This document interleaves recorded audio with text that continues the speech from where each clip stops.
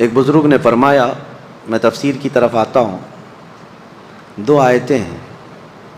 مغرب کی نماز میں امام صاحب نے تھوڑی لمبی قرأت کر دی، تو جو اتفاق ایسا تھا کہ جو شہر کے حاکم تھے، گورنر صاحب تھے، یہ بغداد کی بات ہے، وہ نماز میں تھے پیچھے، تو لمبی قرأت بھاری پڑ گئی نیتا جی کو، تو انہوں نے سلام پھیرنے کے بعد، عربی جانتے تھے، کہا کہ کون سی نماز اتنی لمبی پڑھا دیتے ہو آپ، لوگوں کے کام کاج رہتے ہیں۔ تو امام صاحب نے معافی طلب کر لی، کہا کہ ٹھیک ہے ہلکی قرأت کروں گا۔ وہ حاکم وقت جو تھے وہ اس وقت وہیں پر تھے، عشاء کی نماز کا وقت ہوا، امام صاحب نے پہلی رکعت میں 1 آیت، دوسری رکعت میں 1 آیت پڑھی، عشاء میں آیت پڑھی 22ویں پارے کی، جو سورۃ الاحزاب کی آخری آیتوں میں سے، وَقَالُوا رَبَّنَا إِنَّا أَطَعْنَا سَادَتَنَا وَكُبَرَاءَنَا فَأَضَلُّونَا السَّبِيلَ، رکوع کر دیا۔ دوسری آیت تھی رَبَّنَا آتِهِمْ ضِعْفَيْنِ مِنَ الْعَذَابِ وَالْعَنْهُمْ لَعْنًا كَبِيرًا، رکوع کر لیا۔ آپ کو نہیں سمجھ میں آئے گا، جو نماز پڑھنے والے تھے وہ اہل عرب تھے، وہ جانتے تھے۔ پہلی رکعت میں امام صاحب نے ایک آیت پڑھی، جس کا مطلب یہ تھا، قرآن میں ہے، پچھلے زمانے کی ایک قوم کا ذکر ہے کہ ان کو جب پکڑا جائے گا قیامت کے دن تو وہ کہیں گے، اے ہمارے رب، ہمارے بڑوں کی ہم نے پیروی کی، انہوں نے ہمیں گمراہ کر دیا، ہمارے بڑے حاکموں کی ہم نے پیروی کی، انہوں نے ہمیں گمراہ کر دیا۔ اللہ اکبر۔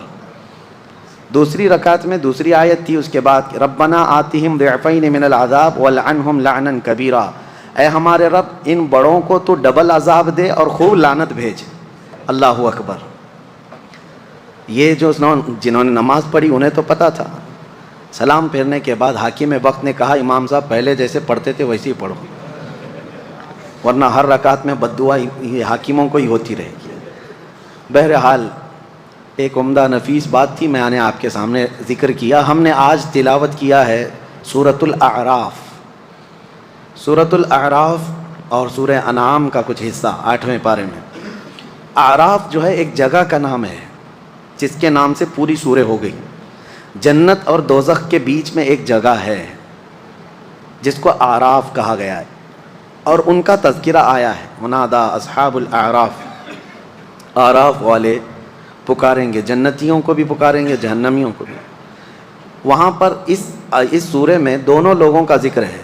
پہلے جنتی لوگ آواز دے کر بلائیں گے، ونادا اصحاب الجنت اصحاب النار، یعنی جنت والے جو ہے دوزخ والوں کو پکار کر کے کہیں گے کیا، ان قد وجدنا ربنا حقا وعدنا حقا فهل وجدتم ما وعد ربكم حقا، جنت والے یہ کہیں گے، ہمارے رب نے ہم سے جو وعدہ کیا تھا وہ تو پورا کر دیا، ہمیں جنت دے دیا، تمہارا خدا جو تم سے وعدہ کیا تھا کیا تم نے بھی وہ وعدہ پورا دیکھ لیا؟ جہنمیوں کو پکار کر کہیں گے، کون؟ جنتی۔ اور اس دن جنت میں جانے والے یہ پکاریں گے، اللہ نے ہمارے ساتھ جو وعدہ کیا تھا جنت دینے کا وہ ہمیں پورا کر کے دکھایا۔ تو دوزخی سنیں گے جنتیوں کی باتیں، اور وہ کیا کہیں گے، ونادا اصحاب النار اصحاب الجنہ ان افیضوا علینا من الماء او مما رزقکم اللہ، کہیں گے اے جنتیو ہمارے اوپر بھی وہ تھوڑا سا پانی دے دو جو تم پی رہے ہو، یا جس کو اللہ تبارک و تعالیٰ نے تمہیں جو رزق دیا ہے اس میں سے ہمیں بھی کچھ دے دو جنت کی۔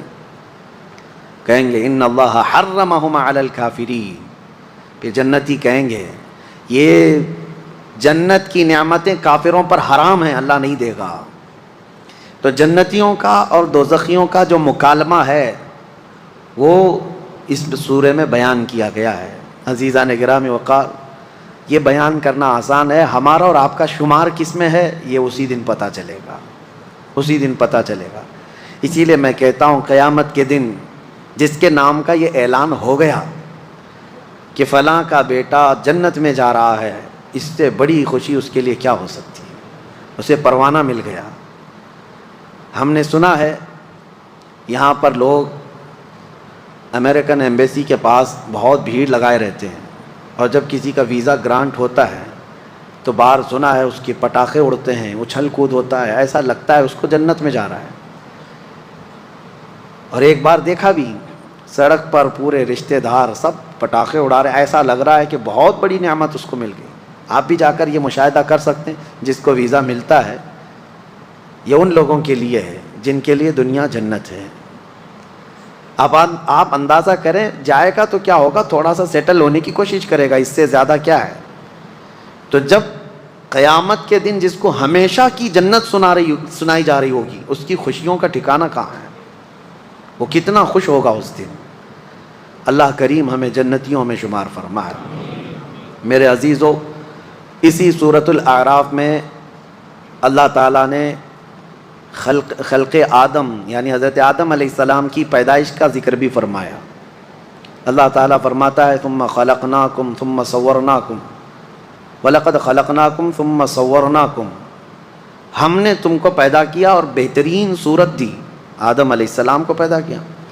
ثُمَّ قُلْنَا لِلْمَلَائِكَةِ اسْجُدُوا لِآدَمَ، پھر ہم نے تمام فرشتوں سے کہا آدم کو سجدہ کرو، فَسَجَدُوا إِلَّا إِبْلِيسَ، سبوں نے سجدہ کیا سوائے ابلیس کے۔ یہ واقعہ بارہا آپ نے سنا۔ آدم علیہ السلام کو اللہ تعالیٰ نے کیسے پیدا کیا، ایک ترتیب ہے اس میں۔ زمین کی مختلف جگہوں کی مٹی اٹھائی گئی، ہر جگہ کی مٹی اٹھائی گئی اور گوندھا گیا، اور اس کو جنتی پانی سے گوندا گیا، اور پھر اس کو جو شکل دی وہ اللہ تعالیٰ کی مرضی سے۔ انسان کی جو شکل ہے وہ کسی اور کو نہیں دی گئی ہے۔ اچھا ایک بات میں آپ کو بہت نقطے کی بتاؤں، یہ جو شکل ہے نا ہماری، آپ کی، میری، سارے انسانوں کی، دوزخیوں کو جب ڈالا جائے گا دوزخ میں، اس شکل کے ساتھ نہیں ڈالا جائے گا۔ یہ شکل اللہ کو پسند ہے۔ آپ کو میں بتاؤں، اس شکل کے ساتھ کوئی بھی جہنم میں نہیں جائے گا۔ جہنمی کی شکل ہی الگ ہے۔ حضور صلی اللہ علیہ وسلم نے فرمایا جہنمی کی شکل کہ اگر وہ بیٹھ جائے، مکہ اور مدینے کے درمیان جو مسافت ہے وہ پوری گھیر لے گا، یعنی 450 کلومیٹر کا چوڑا ہوگا۔ 425 کلومیٹر مکہ اور مدینے کے درمیان ہے۔ حضور فرماتے ہیں ایک جہنمی اتنا چوڑا ہوگا، اتنا بڑا اونچا ہوگا۔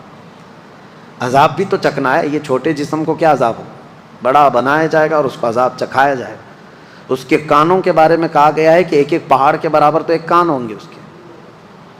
شکل بہت الگ ہوگی دوزخ میں جانے کی۔ اب ایک بہت نفیس بات میں آپ سے کہہ رہا ہوں، کیا ہی عمدہ بات کہی مفسرین نے کہ آخر اس شکل میں کیوں نہیں ڈالا جا رہا ہے۔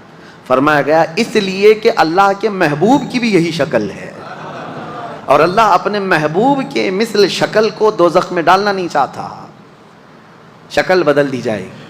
لیکن میرے عزیزو، ایک بات خلقت آدم کو ذکر کرنا ہے تو یہاں ایک چھوٹی سی بات ایولیوشن کے متعلق بھی عرض کر دوں۔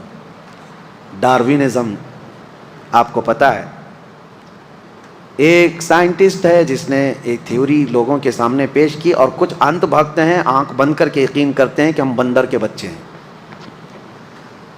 ہاں، ترقی کرتے کرتے اب یہ انسان ہو گئے، اور اس پر ان کا ایسا یقین ہے کہ پہلے جو تھے بندر تھے، اور بندر سے پیدا ہو کر کے، یہ پڑھا ہوگا نا اپنے سائنس میں، تاریخ میں، ہسٹری میں کہیں تو پڑھا ہوگا، ڈاروین کا نظریہ۔ ڈاروین کتنے سال پرانا ہے، لیکن اس کے نظریے کو آج پوری دنیا میں پھیلا دیا گیا۔